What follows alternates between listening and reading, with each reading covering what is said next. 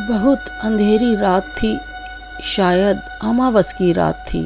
तब मेरी उम्र 12 साल की थी। आधी रात का समय था। मैं अपनी माँ के साथ सोई हुई थी। पिताजी अलग चारपाई पर सोए थे। हम एक छोटे से गांव में रहते थे। अचानक मुझे नानी के कमरे से कुछ फुसफुसाहटें सुनाई दी। वो काफ़ी बीमार थीं। मैंने देखा माँ और पिताजी गहरी नींद में सोए हुए थे। मैंने चुपके से उठकर नानी के कमरे में झांका तो देखा कि नानी की आंखें बंद थीं। बीमारी से थककर सोई थी शायद वो। और उनकी सिरहाने एक बड़ा ही अजीब आदमी खड़ा था और कुछ बुदबुदा रहा था। वो इतना डरावना था कि मेरी तो चीख ही निकल गई।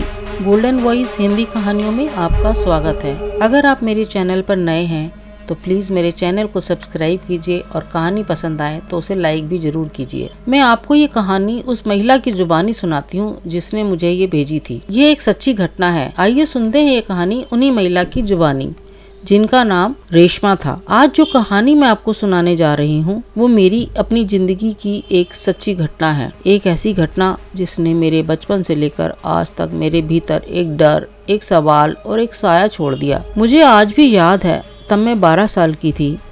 गांव के सरकारी स्कूल में 7वीं क्लास में पढ़ती थी। हमारा घर गांव के किनारे था। आसपास काफी जानकार लोगों के घर भी थे। मेरी नानी जी हमारे साथ ही रहती थी।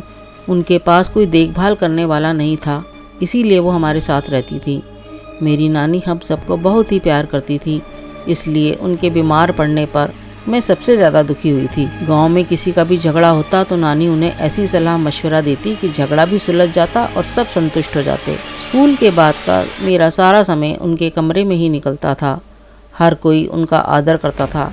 जब वो बीमार पड़ी तो शुरू में तो मामूली खांसी बुखार ही समझा गया, पर बाद में उनकी हालत तेजी से बिगड़ती चली गई। घर पर हमेशा लोगों की भीड़ लगी रहती। कोई दवा लेकर आता, कोई उनका हालचाल पूछता, पर उन सबके बीच एक आदमी हर दूसरे दिन दिखाई देता।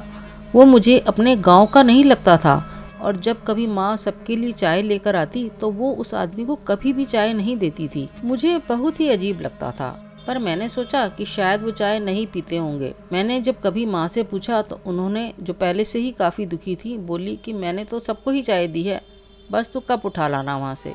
वो नानी के कमरे में एक मोड़ा जो कोने में रखा रहता था, उस पर कभी बैठता नहीं था, बस खड़ा रहता था और किसी से बात भी नहीं करता था। जब भी कमरे में लोग बैठे होते जो मेरी 80 साल की नानी से मिलने आते थे, कभी हमारे रिश्तेदार होते थे और कभी आस पड़ोस की लोग और महिलाएं। जब भी मैं माँ से पूछती माँ ये कौन है, तो वह कहती होगा कोई रिश्तेदार, वैसे मुझे नहीं दिखता, तो किसके बारे में पूछ रही है, तू जाके नानी को पानी दिया। पर जब मैं पानी लेकर लौटती तो वो आदमी वहाँ से गायब हो चुका होता था।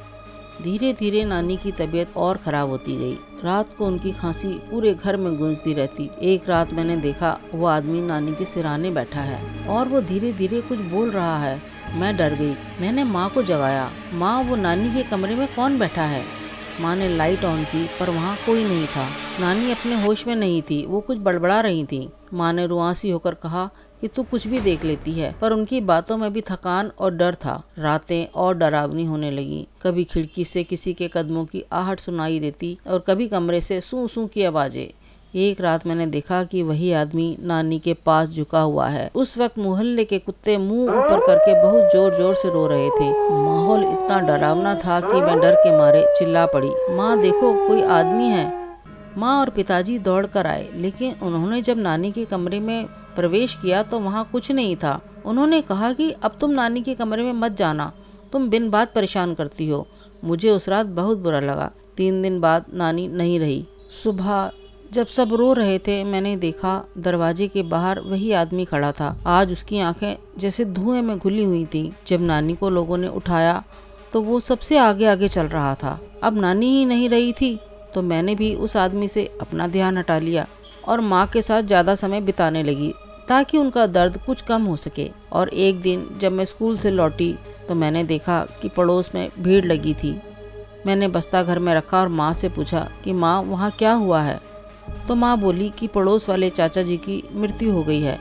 मेरे मुंह से निकला ओह। जब मैं बाहर बरामदे में गई तो वहाँ बहुत रोना पीटना हो रहा था। ऐसे में मैंने देखा कि वही आदमी आज भी वहाँ चुपचाप खड़ा था, और जब मैंने उसे देखा तो उसने भी मुझे सर उठाकर देखा।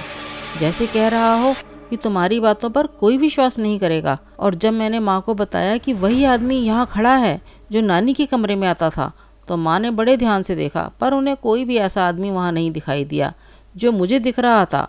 अब वो मुझे देखकर मुस्कुरा रहा था, जैसे कह रहा हो कि सिर्फ तुम ही मुझे देख सकती हो।